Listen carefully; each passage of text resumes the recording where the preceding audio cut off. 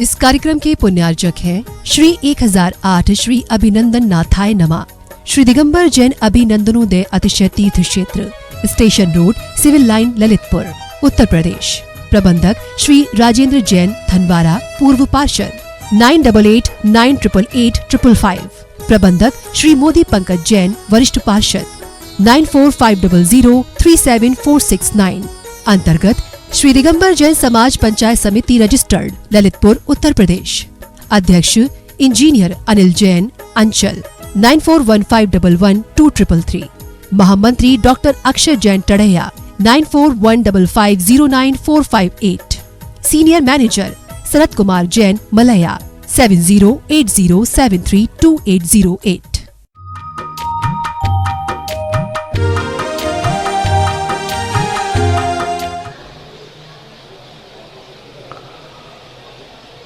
नमो अरिहन्ताणं,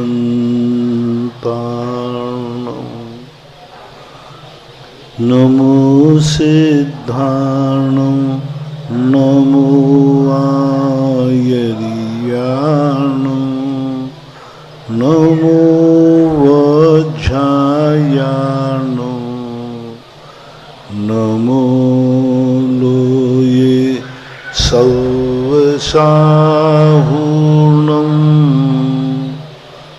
पंच परमेष्टि भगवान की, आचार्य श्री गुरुवर कुंद महाराज की, आचार्य श्री गुरुवर विद्यासागर महाराज, मुनि पुंगावर निर्यापक शर्मा मुनि श्री सुधा सागर जी महाराज की, परम पूज्य मुनि श्री 108 पूज्य सागर जी महाराज की, समस्त मुनि संघ की जय। आज की प्रथम जिज्ञासा में अनीता जैन, रामगंज मंडी, कोटा, राजस्थान, गुरुदेव के चरणों में कोटि कोटि नमोस्तु। आपकी जिज्ञासा है, संजलन कषाय किसे कहते हैं और कषायों के कार्य एवं जीतने के उपाय क्या है? संजलन शब्द ही अपने आप में अर्थ बताता है। जो भवकती नहीं है, जो भड़कती नहीं है, समीचीन रूप से ज्वलनशील रहती है। जैसे बिना हवाओं की ज्योति सामान एक नियत गति में जाकर के जलती रहती है। किसी कसाय के साथ संजलन सा प्रत्यय नहीं लगाया, क्योंकि वो सारी कथाएं कुचित करत भड़कती हैं, भवकती हैं, देखने में आती हैं ये कसाय कर रहा है। संजलन कसाय एक ऐसी प्रकृति है जो स्पष्ट रूप से देखने में नहीं आती कि ये कसाय कर रहा है, लेकिन कसाय होती है। सामान्य रूप से अपनी एक मंद गति से कसाय जब अपना स्वरूप प्रकट करती हुई किसी भी कार्य में बाधक नहीं पहुंचाती, सकल संयम में जो किंचित मात्र भी बाधा नहीं डालती, किंचित मात्र भी सकल संयम में, तीर्थंकरों को भी नहीं, वर्धमान चारित्री को भी नहीं, कर्णधर परमिष्ठि को भी नहीं, यहाँ तक कि अप्रमत्त गुण स्थान में को भी नहीं, श्रेणी मारने में भी नहीं, शुक्ल ध्यान करने में भी नहीं, शुक्ल ध्यान तक वहाँ तक वो अपने श्रेणी में कर्मों के क्षय में बाधा नहीं डालती है। ऐसी इसलिए इसका नाम संजलन कषाय है, जो छठे गुण स्थान से लेकर 10वें गुण स्थान तक रहती है। हालांकि यही संजलन जब अन्य कषायों के साथ होती है तो ये भी भवकती है। अनंतानुबंधी प्रत्याख्यान अप्रत्याख्यान के साथ जब रहती है तब ये उसी रूप हो जाती है, लेकिन जब वो अकेली रहती है तब बिल्कुल शांत स्वरूप से वह प्रज्वलित बनी रहती है।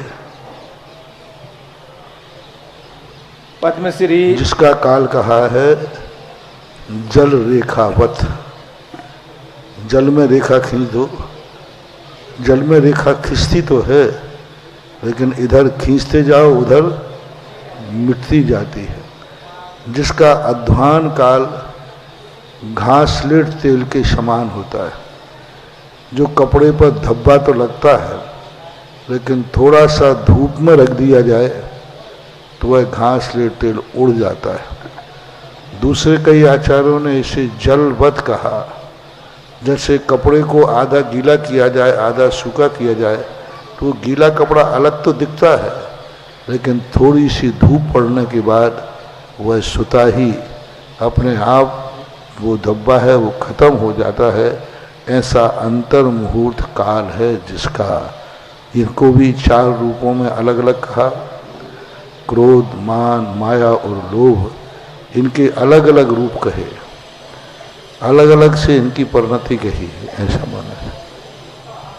पद्मश्री दिलीप जोशी बेलापुर, गुरुदेव के चरणों में कोटि कोटि नमोस्तु। आपकी जिज्ञासा है कि सामान्यतया अमावस्या और पूर्णिमा तिथि अशुभ मानी जाती है, लेकिन अनेक तीर्थंकरों की केवल ज्ञान तिथि यही है और अनेक मुनियों की संलेखना भी इस तिथि में को पूरी हुई है, तो इसको अशुभ क्यों मानते हैं? पूर्णिमा को तो नहीं माना गया है। पूर्णिमा को कुछ कदाचित प्रसंगों में गौण किया गया है, क्योंकि वह समापन की ओर होती है इस अपेक्षा। लेकिन अमावस्या को जरूर माना गया है, क्योंकि वह अंधकार उस दिन चरम सीमा पर होता है। अब रही बात उन महापुरुषों की, तो महापुरुषों के लिए मुहूर्त कोई काम नहीं करते। उनके उपादान की इतनी बड़ी प्रबलता है, इतनी बड़ी प्रबलता है, मुहूर्त तो वैसा ही नतमस्तक हो जाता है। वो मुहूर्त नहीं देखते हैं, उनसे मुहूर्त बनते हैं। उनको मुहूर्त नहीं देखना, उनसे तो मुहूर्त बनते हैं, बन जाते हैं। जो कार्य जिस दिन वो कर लेते हैं, उस दिन का वह मुहूर्त। दिवाली देखो, अमावस्या थी, लेकिन महावीर स्वामी ने मोक्ष प्राप्त किया, वो शुभ दिन बन गया। तो वो शुभ दिन का इंतजार नहीं करते, वो जो दिन कर लेते हैं वही शुभ दिन होता है। महान आत्माओं को 1 नंबर कुर्सी पर नहीं बैठना पड़ता है, वो जिस कुर्सी पे बैठ जाते हैं वही 1 नंबर हो जाती है। महान जो आत्मा होते हैं वो कुर्सी का कोई इंतजार नहीं, हमारी कुर्सी कौन से नंबर की है कौन, वो तो जिस कुर्सी पे बैठ जाएंगे वही कुर्सी 1 नंबर हो जाएगी, और सारे कैमरे वहीं घूम जाएंगे, और जो 1 नंबर की कुर्सी है वो खाली रह जाएगी। इसी प्रकार ये महान पुण्यात्मा जीव होते हैं, इनके द्रव्य, क्षेत्र, काल, भाव इनसे पवित्र होते हैं। ये पवित्र स्थान नहीं चुनते हैं, जहाँ ये बैठ जाते हैं वो स्थान पवित्र हो जाता है। ये पवित्र काल नहीं देखते हैं, जिस काल को वो कार्य कर लेते हैं वही काल पवित्र हो जाता है, ऐसा मानना चाहिए।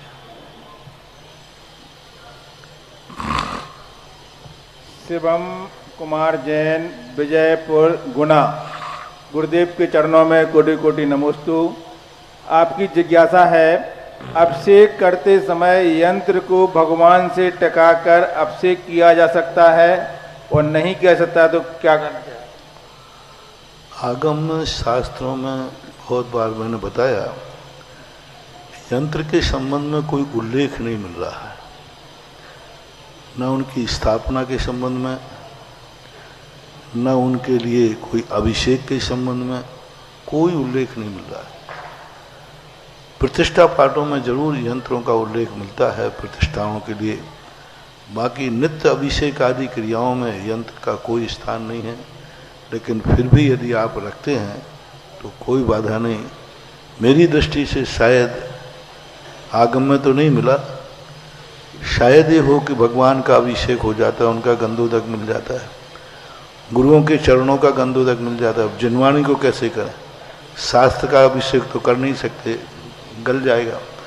तो उन बीजाक्षरों को यंत्र पर लिख करके और उसका अभिषेक करने से जिनवाणी का अभिषेक हो जाता है। ये मेरा सोच है कि यंत्र का अभिषेक कर लिया तो जिनवाणी का अभिषेक हो गया, क्योंकि मातृका यंत्र आदि हैं, इनमें वही बीजाक्षर होते हैं। तो देव, शास्त्र, गुरु तीनों का अवगंधोदक मिल जाए, इस अपेक्षा से यंत्रों के अभिषेक की परंपरा शायद चली हो, ऐसा मेरा सोच है। महेंद्र पाटनी हरदा, गुरुदेव के चरणों में कोटि कोटि नमोस्तु। आपकी जिज्ञासा है दिशाशूल क्या होता है और इसको मानना क्या मिथ्यात्व की श्रेणी में आता है? कदापि नहीं, सम्यक दर्शन की श्रेणी में आता है, क्योंकि शास्त्रों में ज्योतिष एक बहुत बड़ी चीज है। यदि दिशाशूल दोष है तो फिर दीक्षा के समय शास्त्रों में कहा तीर्थंकर पूर्वाभिमुख और उत्तराभिमुख बैठ करके दीक्षा लेते हैं, उनका बैठना भी मिथ्या है। मोक्ष प्राप्त करते समय उत्तराभिमुख और पूर्वाभिमुख योग निरोध करते हैं तीर्थंकर, वो भी मिथ्या है।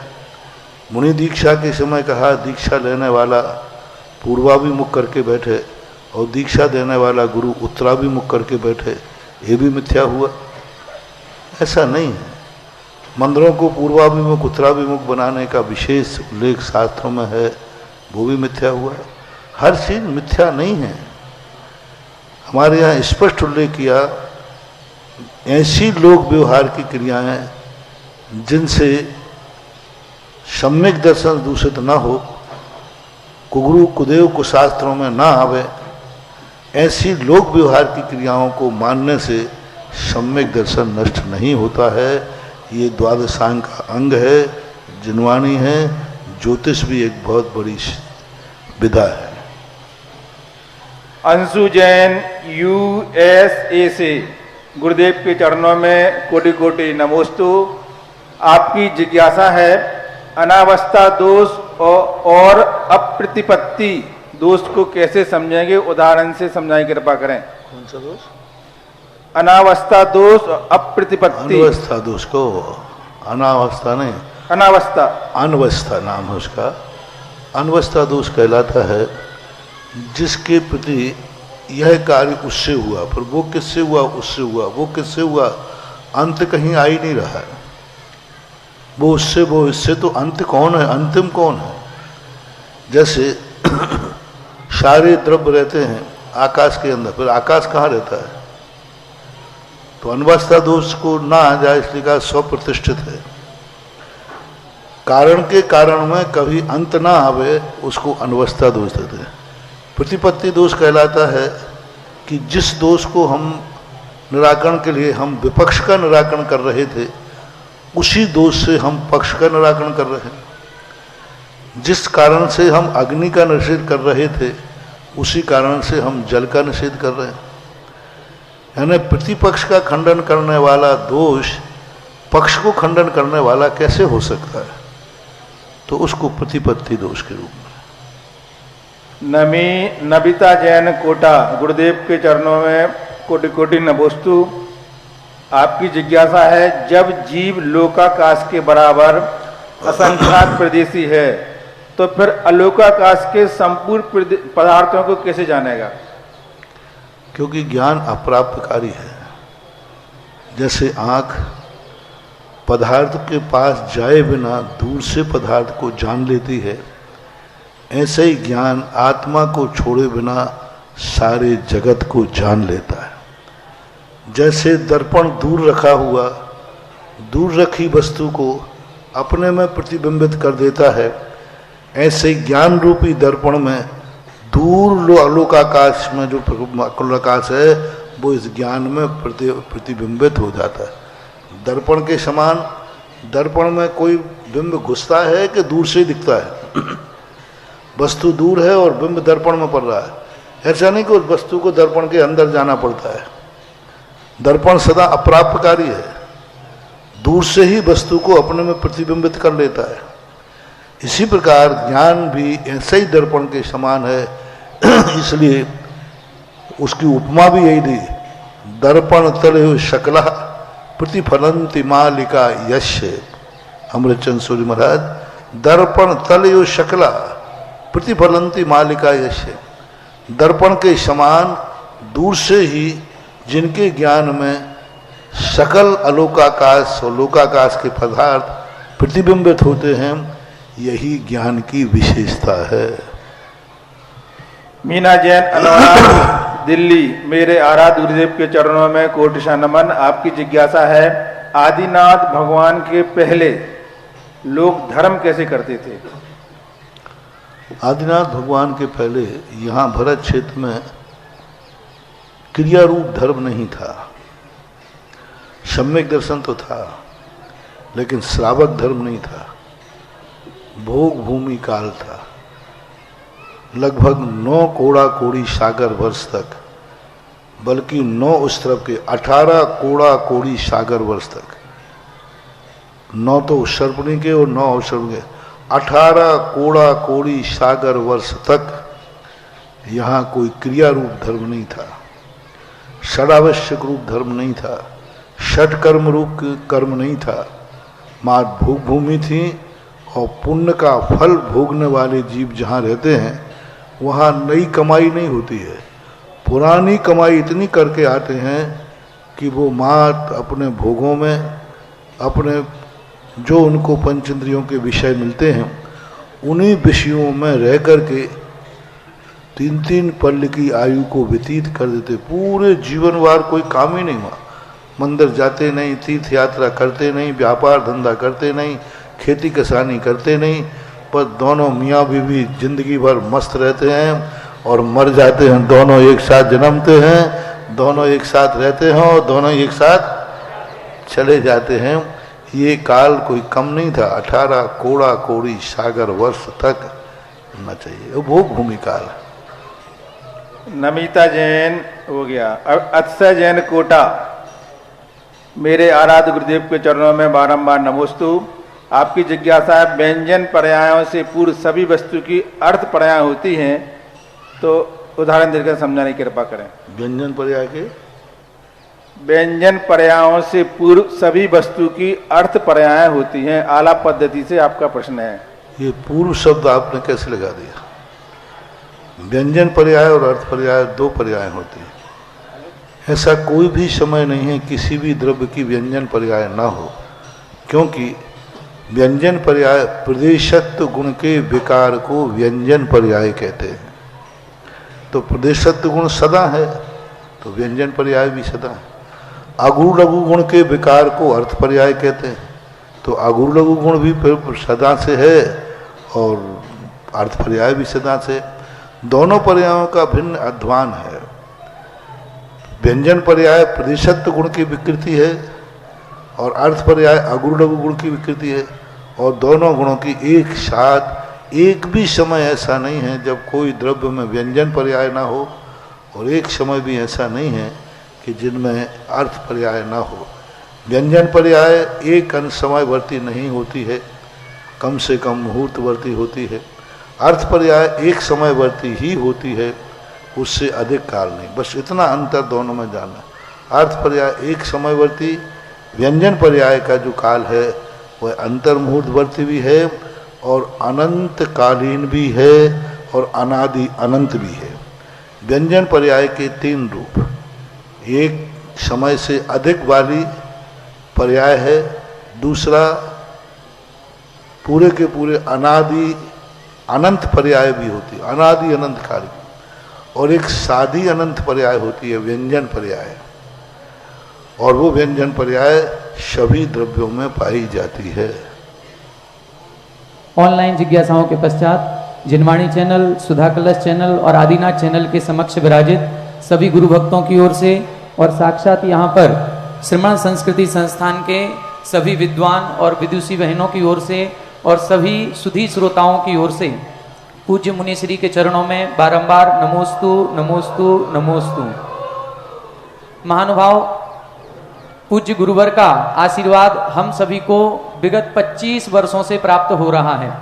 श्रमण संस्कृति संस्थान का यह रजत गौरव वर्ष चल रहा है, जिसमें अभी आपने विगत 3 दिन से देखा होगा कि अभी यहाँ पर प्रमेय रत्नमाला पर युवा विद्वत संगोष्ठी आयोजित की गई थी, जिसमें वो स्नातक विद्वान यहाँ पर पधारे थे जो कि श्रमण संस्कृति संस्थान से संपूर्ण शिक्षा ग्रहण करके समाज सेवा में आ चुके हैं। और आज से जो 10 तारीख से 21 तारीख तक 12 दिवसीय आध्यात्मिक समयसार शिक्षण शिविर प्रारंभ हुआ है। इसमें वो विद्वान और वो विदुषी यहाँ पर पधारे हैं उन सभी स्नातक विद्वानों को, विदुषियों को पूज्य गुरुवर का आशीर्वाद प्राप्त हो रहा है, जो कि वहां पर अध्ययनरत हैं।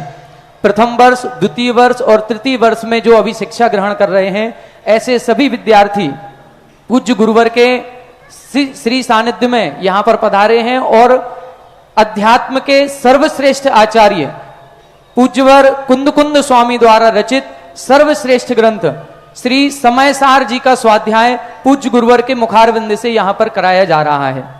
आप सभी ने पंच कल्याणक प्रतिष्ठा देखी होगी, जिसमें एक पाषाण को मात्र 6 दिन के अंदर एक परमात्मा का रूप प्रदान कर दिया जाता है। जिस पाषाण पर एक मिस्त्री उसी पर बैठ करके उसको छेनी हथौड़े से पूज्य बनाने का प्रयास करता है, उसी को 6 दिन के संस्कार के बाद इतना पूज्य वो प्रतिमा हो जाती है कि जिसको हम सभी तो नमोस्तु करते ही हैं। पूज्य गुरुवर जो मुनिराज हैं, आचार्य परमेष्ठी हैं, वो भी उस प्रतिमा को नमस्कार करते हैं, इतनी पूज्य बन जाती हैं। पंच कल्याणक प्रतिष्ठा में तो मात्र 6 दिन लगते हैं, ये भी एक पंच कल्याणक प्रतिष्ठा जैसा ही अवसर है। यहां पर 6 दिन नहीं 12 दिन का शिविर लगाया जा रहा है और 2-2 दिन करके इन सभी विद्यार्थियों को संस्कारित किया जा रहा है। ऐसा संस्कारित किया जा रहा है कि जो कुंद आचार्य महाराज की सर्वश्रेष्ठ दिव्य देशना को यहां पर ग्रहण कर रहे हैं। आज पूज्य गुरुवर ने दोपहर की कक्षा में बताया कि कुंद आचार्य महाराज ने लिखा चुक्के छलम न गेतव्यम, मतलब ऐसे आचार्य जो महान आचार्य हैं वो भी ये चीज लिख रहे हैं कि मैं चूक जाऊं तो छल को ग्रहण नहीं करना। अब कहां छल हो जाता है, कहां हम लोग चूक कर जाते हैं, ये संपूर्ण बारीकियां, संपूर्ण रहस्य पूज्य गुरुवर के मुखारविंद से उद्घाटित हो रहे हैं। आप सभी भी महानुभाव यदि चाहें कि हमें भी ऐसे समयसार ग्रंथ राज जी का अध्ययन पूज्य गुरुवर के मुखारविंद से करना है, तो सुधा कलश चैनल पर इसका लाइव प्रसारण किया जा रहा है। सुबह 5:30 बजे से 7 बजे तक और दोपहर में 2:30 बजे से 4 बजे तक इसका स्वाध्याय पूज्य गुरुवर के मुखारविंद से हो रहा है। ये बच्चे यहाँ पर सभी संस्कारित हो रहे हैं, अध्यात्म ग्रंथों से भी और सिद्धांत ग्रंथों से भी, आगम ग्रंथों से भी, मुनिचर्या से भी और श्रावकचर्या से भी, सभी से इधर इनको परिचित कराया जा रहा है। आज का जो संचालन है, आज इन्हीं प्रथम वर्ष, द्वितीय वर्ष और तृतीय वर्ष के जो विद्यार्थी हमारे बीच में हैं, उनमें से तृतीय वर्ष के जो विद्यार्थी हैं श्रीमान अंश जी जबलपुर, ये वहां पर श्रमण संस्कृति संस्थान में अध्ययन करते हुए आज 5वें वर्ष में है, तृतीय वर्ष में अध्ययन कर रहे हैं। आज का आगे का कार्यक्रम का संचालन श्रीमान अंश जी जबलपुर करेंगे। आइए भैया अंश जी। विद्या गुरु श्री राम हमारे, सुधा गुरु जी है हनुमान। हम गुरुवर की वानर सेना, करो हमारा भी कल्याण। हम गुरुवर की वानर सेना, करो हमारा भी शरण। पूज्य मुनिद्वय के चरणों में बारंबार नमोस्तु। आज की प्रथम जिज्ञासा के लिए मैं आमंत्रित करूंगा श्री दिगंबर जैन समर्थ संस्कृति संस्थान के पाठशाला प्रभारी भैया प्रदीप जी जैन शास्त्री। अगली जिज्ञासा के लिए तैयार रहेंगी संत सुधा सागर बालिका छात्रावास की अधिष्ठात्री श्रीमती शीला जी डोटिया। परम पूज्य जगत पूज्य जन जन के श्रद्धा के केंद्र निर्यापक स्वर्ण मुनि पुंगव श्री सुधा सागर जी के चरणों में पाठशाला परिवार की ओर से, मेरी ओर से आपके से चरणों में बारंबार कोटि सा नमोस्तु नमोस्तु नमोस्तु। हे गुरुवर, अभी 24-25 सितंबर को पाठशाला का अधिवेशन बहुत ही भव्य रूप में यहाँ पर आयोजित हुआ। गुरुवर, उसमें विशेषता हर बार रहती है, परंतु इस बार और अधिक रही कि अधिवेशन में नवीन पाठशालाएं जो यहाँ पर आई और आने के बाद उनको आपका जो परम ममता में युक्त स्नेह मिला, उनको इतना अच्छा लगा कि वहाँ जाकर के जब उन्होंने अपने अध्यक्ष, मंत्री, संयोजक और परिवारजनों को बताया कि हम लोग पहली बार गए थे और महाराज श्री का इतना अच्छा आशीर्वाद मिला है, हम जिस मंच पर पहुंच भी नहीं पाते, कभी सोचा भी नहीं था, वहां जाकर के हमें पुरस्कार से सम्मानित किया गया। वहां के लोगों के फोन आए, भैया पहली बार हमारी बहू बेटियां आपके यहाँ पे आए थे और इतना अच्छा स्नेह मिला। मैंने कहा आप लोग भी पधारे हैं, आपको भी पूरा आशीर्वाद मिलेगा, क्योंकि ये है जगत पूज्य मुनि पुंगव श्री सुधा सागर जी का दरबार है। हे गुरुवर, मेरी जिज्ञासा यह है और आता भी हमारे प्रश्न, बहुत सारे प्रश्न आते हैं कि पाठशाला में पढ़ाने वाले अध्यापकों को क्या योग्यता होना चाहिए, उनका कितना अध्ययन होना चाहिए कि उनके पास डिग्री हो कि ये पाठशाला में पढ़ा सकते हो, क्या योग्यता होना चाहिए? कम से कम उनको 12 वर्षीय कोर्स के 5 साल का कोर्स करना अनिवार्य होना चाहिए। 5 साल में इतना कोर्स हो जाता है वो पाठशाला में पढ़ा सकते हैं। एक प्राइमरी के टीचर के लिए बीएड करना जरूरी है, बिना बीएड के उनका मास्टरशिप के लिए विकल्प है। इसी प्रकार पाठशालाओं का कम से कम 12 वर्ष का करते हैं तो अति उत्तम, अति श्रेष्ठ है, लेकिन नहीं कर पाए तो 5 साल का तो अध्यापन कराना ही चाहिए। सभी पढ़ाने वाली बच्चियों को, महिलाओं को, पुरुषों को, समाज को अपनी अपनी पाठशालाओं के लिए अध्यापक तैयार करने का ये सबसे अच्छा तरीका है। क्योंकि पुराने अध्यापक तो कहीं ना कहीं जाते हैं, बच्चियां रहती हैं, विवाह हो जाता है, महिलाएं आदि भी उनकी समस्याएं रहती हैं, तो निरंतर नए अध्यापक कैसे उत्पन्न हो। तो समाज की पंचायतों को भी ये सुविधा देना चाहिए, कम से कम प्रति वर्ष 5 से 10 लोग कम से कम आप लोग अपनी समाज से 12 वर्षीय कोर्स कराएं, जिससे कि वो पाठशाला में पढ़ाने के योग्य हो जाएं। एक बात। दूसरी बात, जो आपकी अभी स्नातक लोग हैं, स्नातकाएं भी अभी पहुंचने वाली हैं 1 साल में, इन लोगों के माध्यम से वहाँ के जो प्रशिक्षक लोग जो पढ़ाने वाले हैं उनको इन लोगों से अध्ययन कर लेना चाहिए। मान लो कोई शास्त्री पढ़ के गया है और नगर में 10-5 बच्चे ऐसे हो जाएं तैयार जो इनसे अध्ययन करके और पाठशाला को पढ़ाने का कार्य करें। ये होना चाहिए सबके लिए, क्योंकि इन्हीं के कारण से पाठशाला में पढ़ाने वाले अच्छे ज्ञानी न होने से बच्चे फिर पाठशालाओं में जाते नहीं। तो ऐसा होना चाहिए, सबसे अच्छा यही कार्य है। अग्रिम और जिज्ञासा आप भी प्रदीप जी जहाँ जहाँ पाठशाला हैं उनको आप प्रेरित करें जी महाराज। यहाँ से कह करके नहीं, आप जितने शिक्षक शिक्षिकाएं हैं उनको अलग से पत्र से, मोबाइल आदि से, फोन से, कैसे भी संपर्क जाते हैं, तब जब जाओ वहाँ एक ही बात कहो, सब अध्यापकों बैठा रहो, आप एक कोर्स शुरू कीजिए। आपको जहाँ से पढ़ना है वहाँ से पढ़ लीजिए। पहला दूसरी क्लास आपने पढ़ चुके हैं तो तीसरी चौथी पांचवी पढ़ लिए, 5वीं 6वीं 7वीं, जहाँ से आपको पढ़ने की रुचि हो वहाँ से आप फॉर्म भर करके और आगे की पढ़ाई कर सकते हैं। इसलिए प्रेरणा देना पड़ेगा, माहौल बनाना पड़ेगा, और एक दिन अध्यापक को एक डिग्री मिलेगी कि मैं पाठशाला पढ़ाने वालों की एक डिग्री हो। जैसे बीएड होता है ऐसा ही पाठशाला पढ़ाने वालों की एक डिग्री हो, और वो डिग्री पाठशाला परीक्षा बोर्ड सांगानेर से दी जाना चाहिए। पाठशाला में पढ़ाने वाले अध्यापकों को एक डिग्री मिलना चाहिए जी महाराज। 2 डिग्री मिलना चाहिए, एक 5 वर्षीय और एक 12 वर्षीय जी महाराज। या 2-3 डिग्री आप कर सकते, 3 साल, 6 साल, 9 साल, 12 साल। जी महाराज। जैसे आपके यहाँ तो इंटर होता है जी, फिर बीए होता है, फिर बीए का बीकॉम होता है, फिर इस प्रकार से जो डिग्री होती है ना, ये पाठशालाओं में डिग्री दी जाए टीचरों को जी महाराज, और टीचरों को डिग्री दी जाए और उनको उस प्रकार का कार्य किया जाए।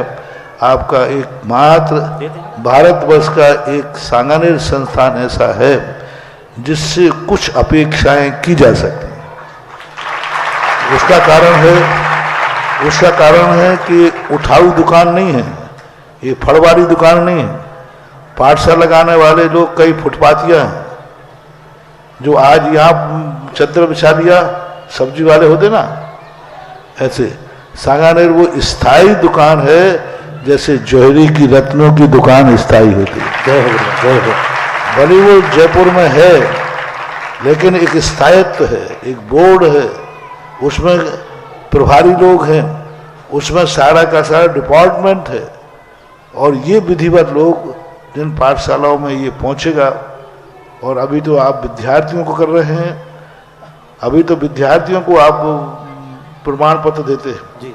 परीक्षा का, अब एक नया किया जाए, जो पढ़ाने वाले हैं उनको भी पढ़ाने की व्यवस्था की जाए और उनको भी डिग्री दी जाए, और पढ़ाने वालों का भी कभी एक सम्मेलन किया जाए, उस समय उनको पुरस्कृत किया जाए। जरूर गुरुवर, अभी पाठशाला के द्वारा धर्म संस्कार की, सिद्धांत प्रवेशिका की, ग्रंथ परीक्षा की और सिद्धांत विशारद की आदि डिग्री दी जाती हैं। ऐसे ही 12 वर्ष में सिद्धांत प्रवेशिका, सिद्धांत विशारद, सिद्धांत शास्त्री और सिद्धांताचार्य ये उपाधि यहाँ से दी जाती तो जो पाठशाला में पढ़ाने वाले हैं जो उपाधियां लेंगे, उन उपाधियां लेने वालों को फिर यहाँ पर पुरस्कृत करेंगे अलग से। गुरुवर, अगला अधिवेशन होगा तो ऐसा ही होगा गुरुवर। नमोस्तु गुरुवर। नमो। अगली जिज्ञासा के लिए अधिष्ठात्री शीला जी डोडिया। मेरे आराध्य गुरुवर के चरणों में मेरा बारंबार नमोस्तु। परम पूज्य गुरुवर पूज्य सागर जी मुनिराज के चरणों में बारंबार नमोस्तु। गुरुवर, आपके मुखारविंद से बालक और बालिकाओं को समय सार ग्रंथराज का अध्ययन कराया जा रहा है। गुरुवर, इन बच्चों का ऐसा कौन सा सौभाग्य है कि इनको आपके मुखारविंद से यह सब कुछ पढ़ने के लिए मिल रहा है, जबकि पूरे देश में अनेकों बच्चे हैं, अनेकों जैन पाठशालाएं भी चलती है, स्कूल भी है, लेकिन इन्हीं का विशेष पुण्य क्या है? और साथ ही गुरुवर, आपने दोपहर में बताया कि हर चीज में समय सार देखें, कोई भी वस्तु हो उसको सोचे ये समय सार है, तो इसको भी कृपया स्पष्ट कीजिए। नमोस्तु गुरुवर। जब 1996 में इस संस्थान की स्थापना हुई तब अनेक नामों के ऊपर डिस्कशन हुआ, और कोई भी नाम मुझे भी पसंद नहीं आए चिंतन में। एकाएक प्रवचन में से निकला श्रमण संस्कृति संस्थान, जिसका नाम ही श्रमण से शुरू हुआ हो, उसमें भर्ती होने वाला को पहला सौभाग्य मिला कि पहला नाम ही निकलेगा तो श्रवण शब्द निकलेगा। और ये शुरुआत वहां से हुई जब लोगों ने कहा कि महाराज कहते हैं कि गुरु बिन ज्ञान भेद बिन चोरी होए ना होए थोड़ी ना थोड़ी। तो फिर हम पंडितों को, दूसरों को दोष देते हैं कि इन पंडितों का ज्ञान ठीक नहीं है, क्योंकि बिना गुरु के मिला है। अब महाराज जी खुद संस्थान में जिनको तैयार कर रहे हैं वे भी तो बिना गुरु के पढ़ रहे हैं। तो 5-6 साल तो मैंने गौर किया ही नहीं। फिर जब ये आक्षेप आया, मैं अपने विरोधियों से बहुत खुश रहता हूं। वो मुझे इतना अच्छा मार्ग दिखाते हैं कि वो मार्ग उन्होंने तो आलोचना की दृष्टि से कहा, मैंने अंगली साथ से सही में करके दिखा दिया। मैंने कहा ये धब्बा तो श्रमण संस्कृत संस्थान के पढ़ने वाले को, स्नातकों को तो नहीं लगने दूंगा। ये जहां भी जाएंगे तो कहेंगे किससे ज्ञान प्राप्त किया, तो बेचारे क्या कहेंगे? पंडितों से तो तुम में और उनमें क्या अंतर है? अब मस्तक उठा के कहते हैं ज्ञान तुम्हें कैसे मिला? मुझे बीज रूप में गुरु से मिला। मैं समय सार की कक्षा में सारा ज्ञान दे देता हूं बीज रूप में, चरणानुयोग का भी, प्रथमानुयोग का भी, करणानुयोग का भी, संस्कारों का भी।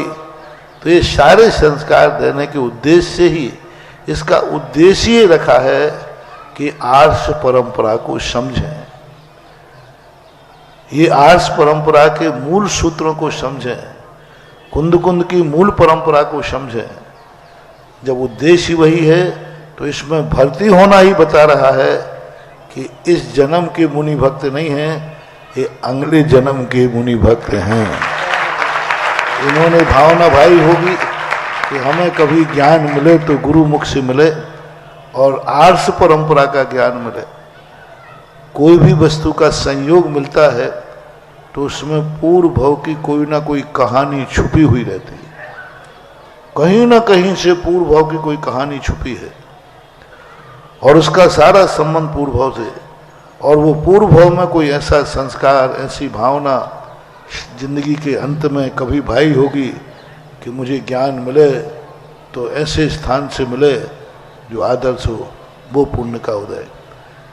जहाँ तक 24 घंटे हर चीज में समय सार, ये समय सार किसी चीज का नाम नहीं।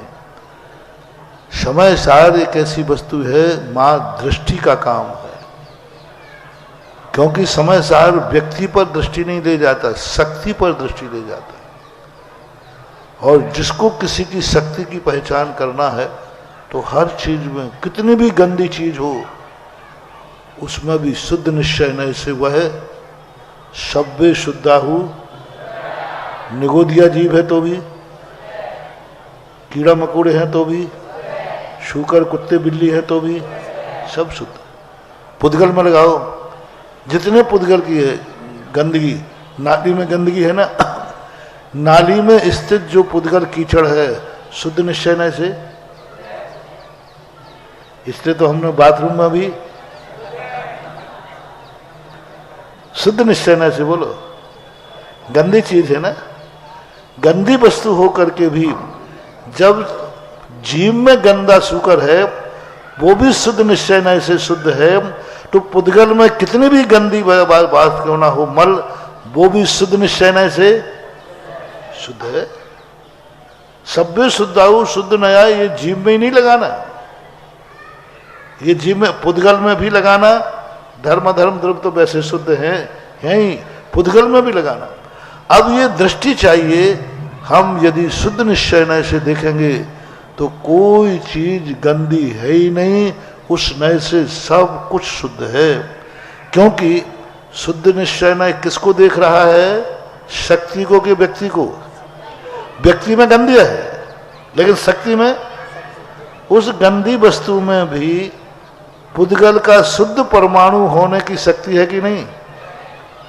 गंदगी है, कीचड़ का एक टुकड़ा उठा लें, उसमें शुद्ध परमाणु बनने की शक्ति है कि नहीं? है। शुद्ध निश्चय नय, तो शुद्ध निश्चय नय एक ऐसी विहंगम दृष्टि है, एक बार दृष्टि में आ जाए सब तरफ वस्तु स्वरूप नजर आता है। क्रिया कुछ हो रही है, अनुभूति कुछ हो रही है, क्रिया कुछ कर रहा है। सम्यक दृष्टि की क्रियाएं, सम्यक ज्ञानी के जब निश्चय नय की तरफ चला जाता है, क्रिया होती रहती है और वो उसको भी शुद्ध निश्चय नय से देख लेता है। पर्यायों के पार समुद्र में लहरें उठ रही हैं, लेकिन ज्ञानी समुद्र की लहरों को नहीं, समुद्र के पानी के स्वरूप को जान जाता है। इसलिए समय सार एक दृष्टि है और उस दृष्टि से अपने जीवन को जीना है। मैंने कहा ना कि सुबह ही तो कहा था शायद, जीने की अनुभूति। महावीर स्वामी ने पहले कहा जियो, जीने की अनुभूति हमें 24 घंटे हो जाए, कैसी भी दशा में मैं जी रहा हूं, मरने की अनुभूति नहीं हो। सामने मौत भी खड़ी है, एक क्षण बाद उसको मरना है, लेकिन वो एक क्षण में जीने की अनुभूति कर रहा है। दूसरे क्षण मरना निश्चित हो गया, लेकिन इस समय वो क्या कर रहा है? अनुभूति जीने की। और दूसरे क्षण उसको मरना है कि उत्पन्न होना है। देखना कितनी गजब की बात है। इस समय जो व्यक्ति जिंदा है वो जिंदा है कि नहीं है? अब दूसरे क्षण, दूसरे समय में वो मरेगा कि नया उत्पन्न होगा? तो फिर मरता कौन है? मौत कल्पना है। यहां जो है यहां भी जी रहा है, और जैसे ही परिवर्तन हुआ, बीच में एक क्षण भी मौत का नहीं है। एक क्षण, यहां अंतिम क्षण जीने का है, वहां प्रथम क्षण जीने का है। यहां से मरा और उधर जिया, ये आयु खत्म हुई और दूसरी आयु, तो जीव मरता कब है? इसी समय जिंदा है इस आयु में, दूसरे समय में जिंदा है आंगली आयु में, फिर मरा कहां?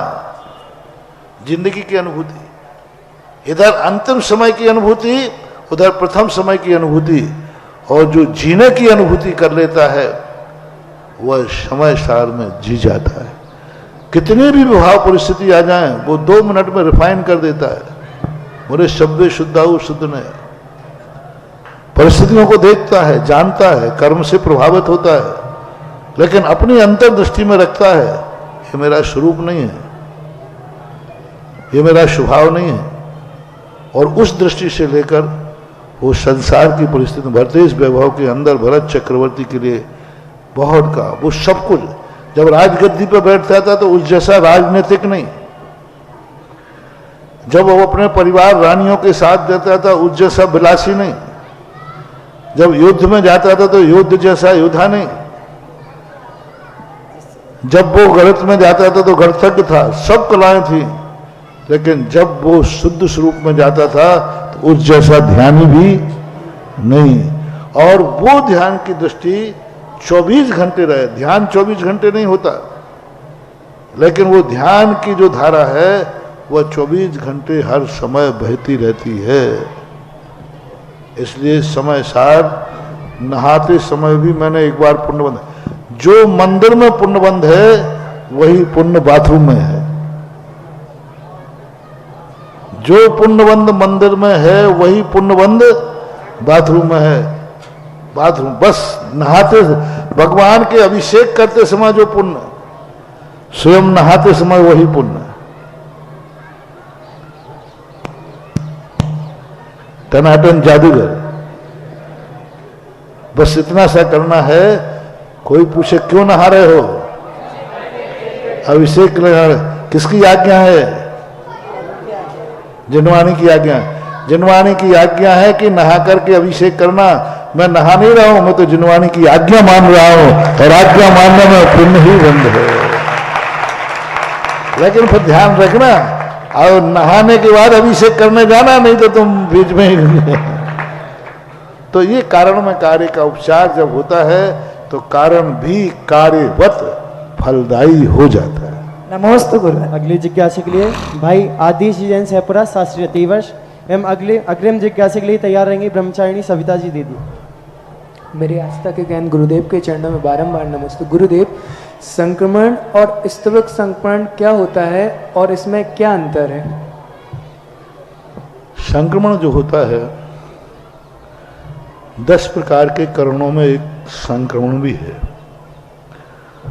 लेकिन स्तूप संक्रमण 10 प्रकार के करणों में नहीं आता। स्तूप संक्रमण के लिए कोई विशुद्धि नहीं चाहिए, स्तूप संक्रमण के लिए कोई अलग से पुरुषार्थ नहीं चाहिए। स्तूप संक्रमण जो संक्रमण होता है वो सत्ता में होता है। जो पदार्थ, जो कर्म अभी एक आवली पहले उदय में आने योग्य नहीं है, उनमें संक्रमण होता है।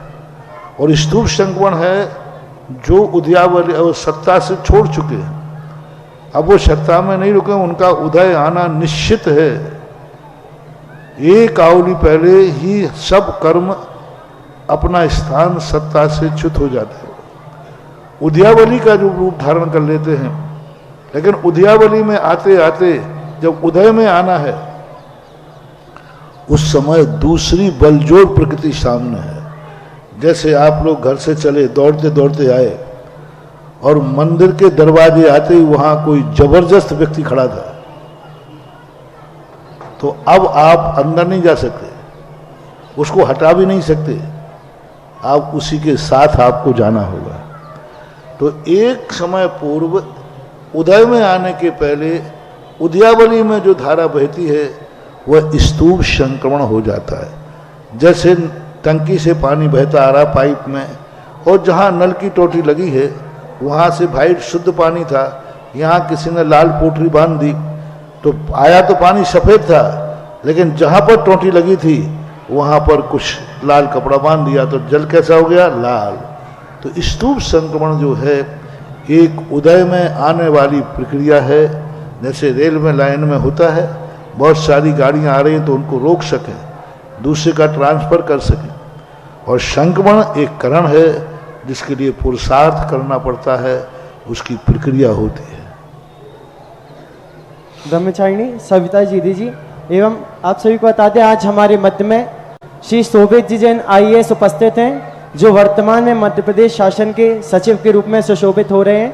वे पूज्य श्री के समक्ष आएंगे और नमोस्तु निवेदित कर अपनी जिज्ञासा का पश्चात समाधान प्राप्त करेंगे। ब्रह्मचारिणी सविता दीजिए। परम पूज्य समय सार में प्रतिपलरत निर्यापक श्रमण के चरणों में कोटिशः नमन।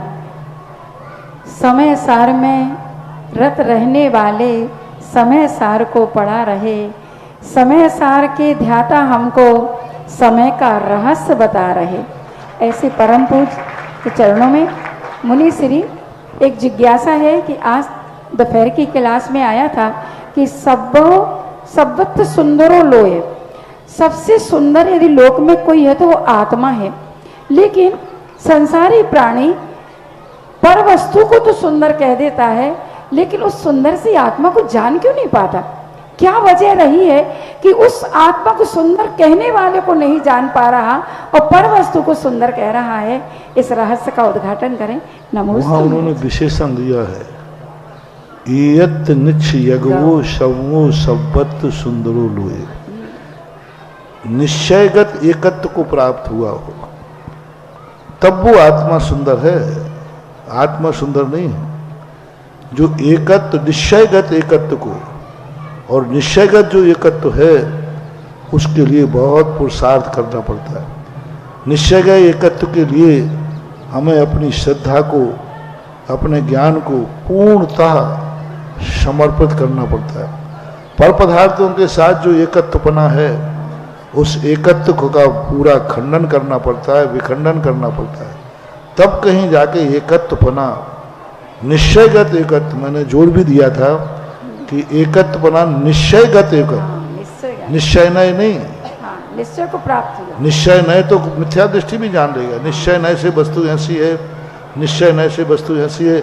अपन भी बातें करते करते भी कह देंगे कि निश्चय नय से वस्तु ऐसी है, लेकिन वहां निश्चय नय शब्द का प्रयोग नहीं किया। निश्चय गत, गत यानी प्राप्त। निश्चय को जो प्राप्त हो गया है ऐसा वो एकत्व वाली आत्मा सर्वत्र प्रशंसनीय है, ऐसा उसका अर्थ लगाना। लोग यही अर्थ लगाते हैं आत्मा सुंदर है। आत्मा नहीं सुंदर, आत्मा तो बहुत बदरूप है। नारकियों की, निगोदियों की आत्मा बदरूप है। लेकिन निश्चय को प्राप्त जब हो जाता है उस समय की आत्मा एकत्व है।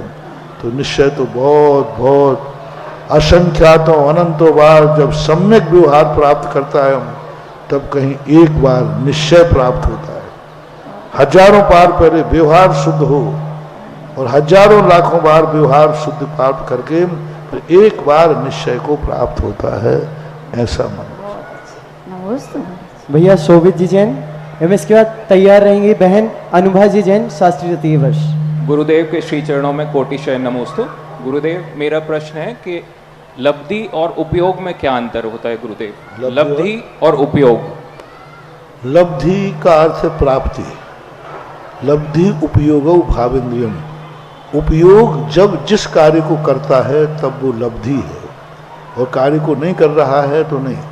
जैसे यही उपयोग अपना आँख में पहुँचा तो वो नेत्र भाव इंद्रिय शब्दी यानी भाव इंद्रिय हो गया। उपयोग ने लब्धि कर ली यानी आँख का सहारा ले लिया, अब वो रूप को देखेगा। जब उपयोग इंद्रिय के विषय को देखता है तब वह लब्धि कहलाती। जब वही उपयोग इंद्रियों के बिना देखता है तो छायक लब्धि कहलाती। लब्धि यानी कार्य। जब उपयोग अपना कार्य कर रहा है उस समय वो लब्धि को प्राप्त होता है, और जब वो कार्य नहीं कर रहा है उस समय वो संज्ञा लक्षण को प्राप्त होता है। और जिस समय वो उपयोग गुण रूप में होता है तब अस्तित्व के तीन भेद करें। ज्ञान गुण। ज्ञान गुण त्रिकाली है, आत्मा के साथ हमेशा विद्यमान रहता है। और ज्ञान उपयोग। ज्ञान उपयोग जब वो ज्ञान की पर्याय निकलती है तब वो उपयोग कहलाता है। ज्ञान उपयोग लब्धि जब वो ज्ञेय की तरफ चला जाता है, जान लेता है, जान लेता है। उपयोग किसे कहते हैं? जान रहा है, जान रहा है वो उपयोग है, और जान लेता है वो लब्धि है। जैसे अपन ने देखा घड़ी को देख रहे हैं, फिर पेन से क्या है क्या है क्या है, अब ये क्या है? उपयोग है। मैंने जान लिया ये पेंसिल है। अब ये जैसे हमने निर्णय किया उस समय वो लब्धि संज्ञा को प्राप्त हो जाता है। इसलिए ज्ञान गुण, ज्ञान उपयोग और ज्ञान लब्धि। नमोस्तु गुरुवर। बहन अनुभा जी शास्त्रीय दिवस। गुरुवर, बहुत ही विनम्रता पूर्वक निवेदन है कि पिताजी भी उपस्थित हैं, वो एक प्रश्न पूछना चाहते थे और आपसे अनुमति चाहते हैं गुरुदेव। कोट नमन गुरुदेव, मेरा प्रश्न है, सगर चक्रवर्ती के 60,000 पुत्र मूर्छित हुए थे, मृत हुए थे। पुराणों में दो विरोधाभासी कथन पाए जाते हैं, सही क्या है? सगर चक्रवर्ती के संबंध में पूज्यवर गुणभद्राचार्य महाराज ने इसका वर्णन किया है कि ये 60,000 पुत्र सगर चक्रवर्ती, ये दोनों दो मित्र थे स्वर्गों में। उन दोनों में एक मतलब संकल्प हुआ था, जो मनुष्य पहले बनेगा और वो संसार में उलझेगा तो वो देव उसको संबोधन करने आएगा और उससे कहेगा कि तुम इस संसार में कैसे उलझे। इधर सगर चक्रवर्ती के वैभव में इतना उलझ गया कि वो धर्म सब भूल गया। उसको यही होश नहीं है कि मैं इतना वर्षों तक चक्रवर्ती राजा, अब मृत्यु का समय आ गया, बुढ़ापे का समय आया, तो भी वह राजकाज से कभी निवृत्त होने का भाव ही नहीं कर रहा है। तो जो मित्र ने कमेंट्स किया था वहां पर, उस मित्र ने कहा इनको कैसे करें, तो ये सबसे ज्यादा इसको राग बेटों से था। इसका राग इतना तीव्र था कि वो छोड़ नहीं सकता था, तो पुत्रों से इसको राग था बहुत ज्यादा। और पुत्रों के लिए इन्होंने कार्य सौंपा कि जाओ भरत चक्रवर्ती द्वारा बनाए हुए जिनालयों की रक्षा करो। तो उस समय देवता ने आकर के और उन सगर चक्रवर्ती के बेटों को बेहोश कर दिया, और एक बेटे को नहीं किया, 60,000 में सबको बेहोश कर दिया, एक को छोड़ दिया। और एक ने जाकर पिताजी को समाचार दिया कि ऐसा ऐसा हो गए, हमारे सारे भाई मृत को घोषित हो गए। और वहां जाकर के वो देखता है तो बैराग को प्राप्त हो जाता है और सगर चक्रवर्ती दीक्षा ले लेते हैं और 60,000 पुत्र पुनः जाकर के जीवित होकर राजपाट करते हैं। ये है जैन दर्शन के अनुसार कथा। इसको वैष्णव दर्शन के अनुसार दूसरी कथा है। वैष्णव दर्शन में इसी सगर चक्रवर्ती के द्वारा, उनके लिए अलग है, सगर चक्रवर्ती नहीं है, दूसरा है, वो अपने हिसाब से नाम में भी उसमें सगर ही दिया है। उन्होंने अश्वमेघ महायज्ञ किया, उसमें घोड़े को छोड़ा जाता है और घोड़ा जाकर जो पकड़ लेता है तो एकाएक पूर्व का जो साधु थे वहां, उन साधु का बैरी देव था, उसने उस घोड़े को अंतर ध्यान करके, नीचे एक महाराज जो थे वो ध्यान कर रहे थे गुफा में बैठकर, वहां जाके खड़ा कर दिया। जो सगर के 60,000 बेटे पुत्र थे वो घोड़े के साथ चल रहे थे और घोड़ा को अंतर ध्यान होकर के फिर वो वहां पहुंचे और वहां जाकर के उन्होंने उसको समझा और वहां जाकर के देखा अरे इस साधु ने किया, तो साधु को उन्होंने बहुत दुख दिया, मारा पीटा कुछ किया।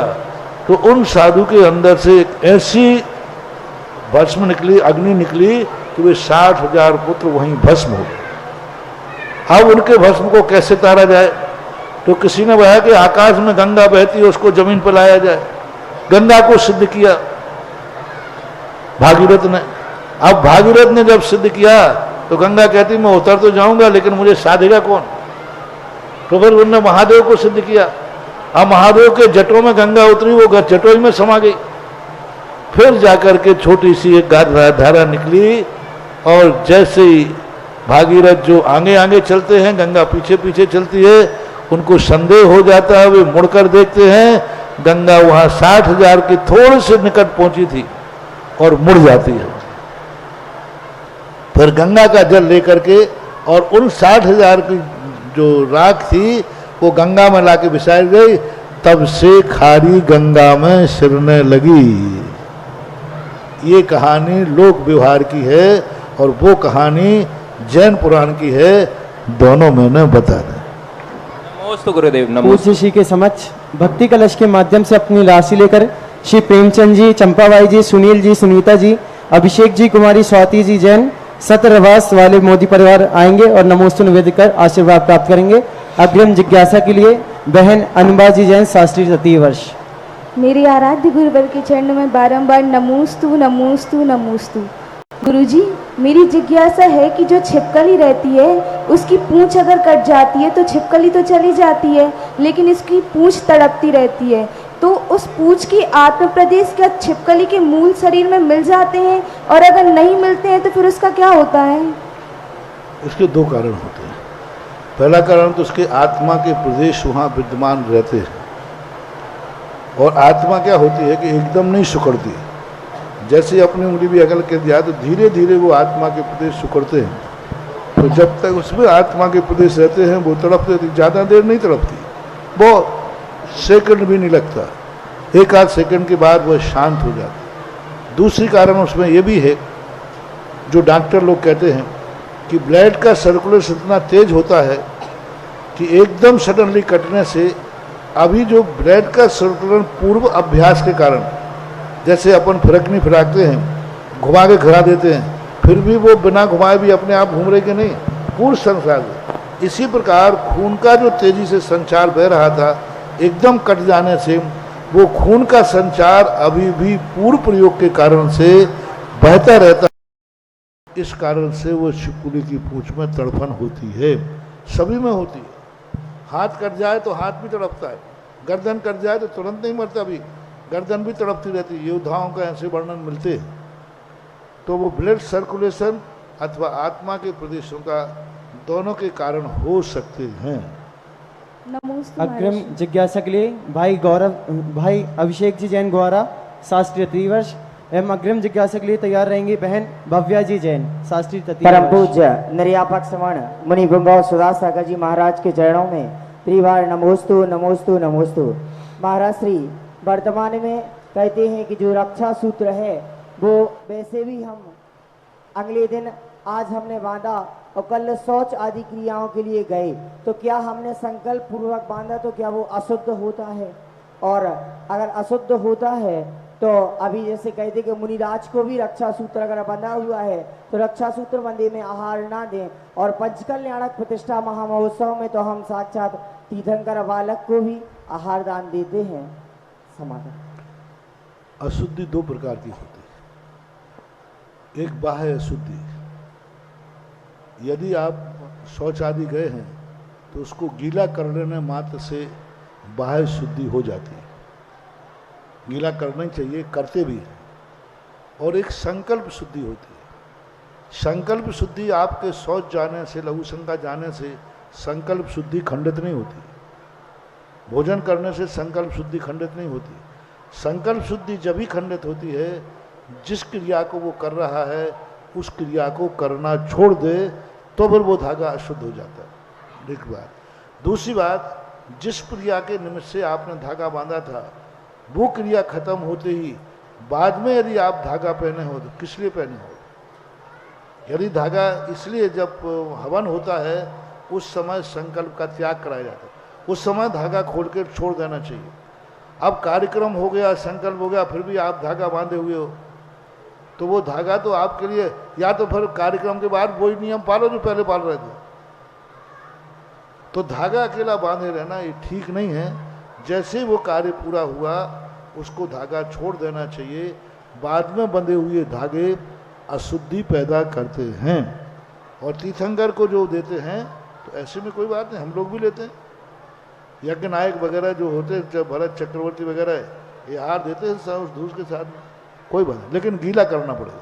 महाराज उसी में एक प्रश्न आता है कि जैसे संकल्प के पूर्वक जब संकल्प ले लिया तो हमें कोई भी अशुद्धि हो जाएगी, या घर में किसी का सूतक पातक लग गई तो नहीं बनता है। लेकिन कई बार बात आ जाती है कि हम लोग तो कह देते हैं कि आपको उस घर का जल भी ग्रहण नहीं करना है, लेकिन कहते हैं कि परिवार से एक जन का जाना आवश्यक है या 2 जन का आवश्यक जाना है, तो क्या एक जन के जाने पर वो 3 लोग अगर शेष रहे तो क्या वो शुद्ध माने जाएंगे? नहीं, जिसने संकल्प किया है वो सूतक लगने के बाद उस घर का अन्न जल ग्रहण नहीं करेगा, उस घर पे नहीं जाएगा तो उसको सूतक नहीं लगेगा। मंदिर में सूचना मिलने पर मंदिर में ही रह जाए।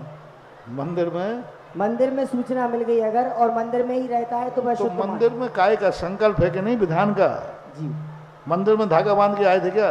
हाँ, मंदिर में जैसे बांधा और मंदिर में ही उसको सूचना मिल गई कि सूतक पाठक तो फिर वो मंदिर में रहेगा, घर नहीं जाएगा, या फिर किसी ब्याई जी के यहाँ चला जाएगा रिश्तेदार, तो वो शुद्ध माना जाएगा, माना जाएगा। अब हमारा श्री एक हम लोग ओम शांति। बहन भव्या जी जैन, शास्त्री द्वितीय वर्ष।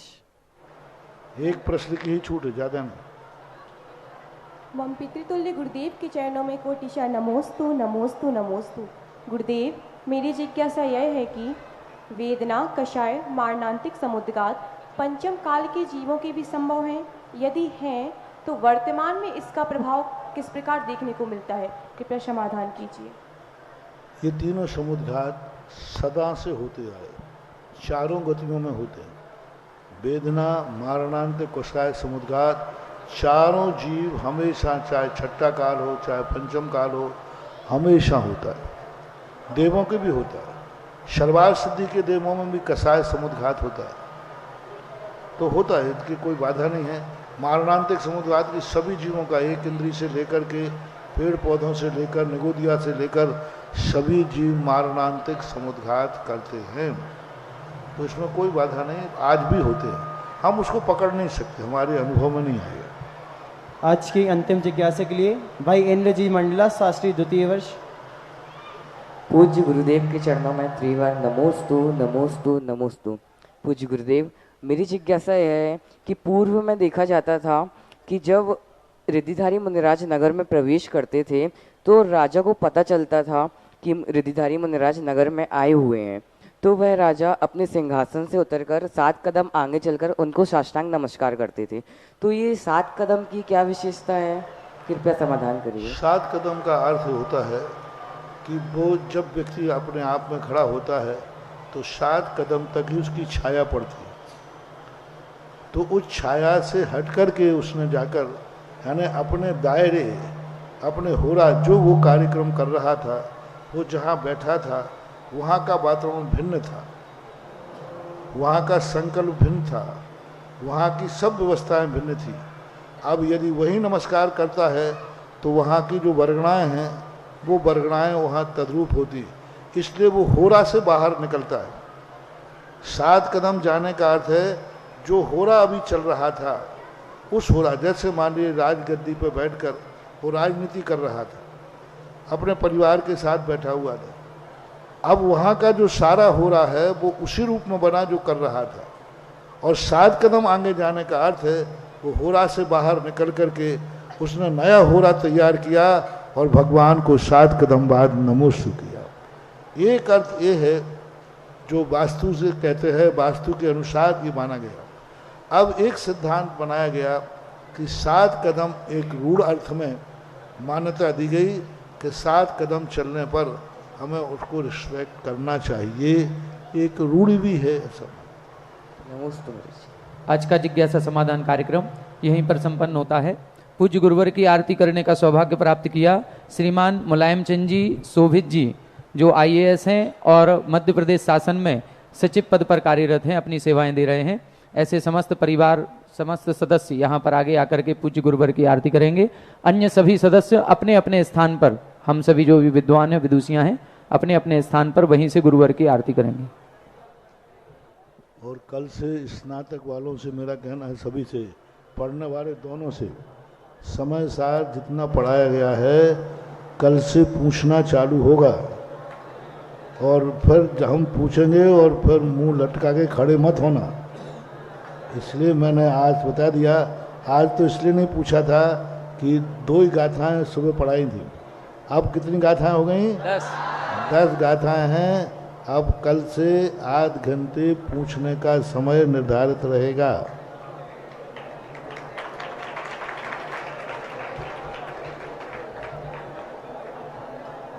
एक और आरती करने का सौभाग्य यदि कोई परिवार अर्जित करना चाहे तो मात्र 5100 रुपये की राशि निर्धारित है। कोई भी महानुभाव पीछे से यदि गुरुवर की आरती करना चाहते हैं तो शीघ्रता से आगे आ जाएं।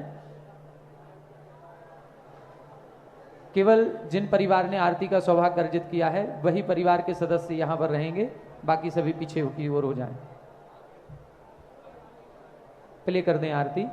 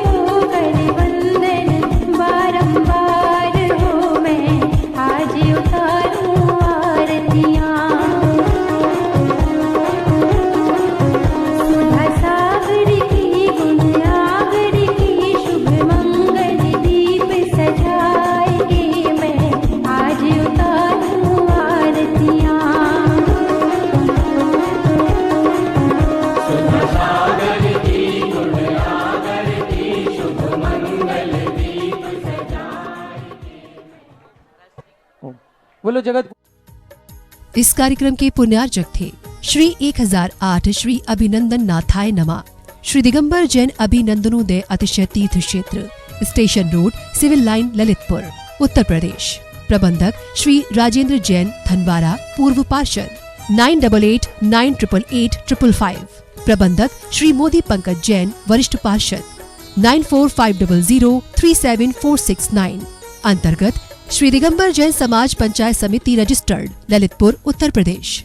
अध्यक्ष इंजीनियर अनिल जैन, अंचल 9415112333। महामंत्री डॉक्टर अक्षय जैन टड़ैया 9415509458।